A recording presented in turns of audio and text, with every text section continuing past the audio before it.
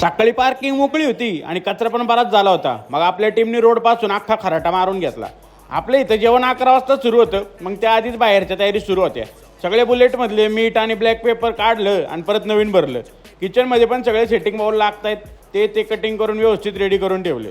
दुपारी मग pantry shape rabri बनवत होते. त्यासाठीच एवढं सगळं दूध उकळून घेत होते. लोणावळ्याला एक मीटिंग होती. मग 3 वाजता तिकडे गेलो आम्ही सगळे. मॉक्कर वेळ गेला तिकडंच. रबडी झाल्यावर मग पावभाजीचा मसाला बनवायला घेतला शेफने. कांदा आणि ढोबळी नीट शिजले की मग टोमॅटोची बारी होती. ऑनलाईनला एक हराभरा कबाबची ऑर्डर आली होती. मग तेच रेडी करायची गडबड सुरू होती. भट्टी थोडी नाटक करत होती. मग शेफने घरच्या घरीच नीट करून घेतली. या पनीर बार्बेक्यू टिक्का खायला. यामध्ये एक बार्बेक्यू सॉस पण टाकतात. रात्री मग जेवण वगैरे उरकलं पोरांनी आणि झोपली परत कामाला. जनरल क्लिनिंगचा दिवस होता. चांगला झाला एकंदरीत दिवस. आणि आपल्याला तुळजापूरमध्ये एक हॉटेलचा कॉन्टॅक्ट लागणार आहे. आम्हाला 5-6 तारखेला एक 100 ते 200 लोकांसाठी ब्रेकफास्ट लागणार आहे. तर त्यासाठी कोणी असेल आपल्यापैकी तर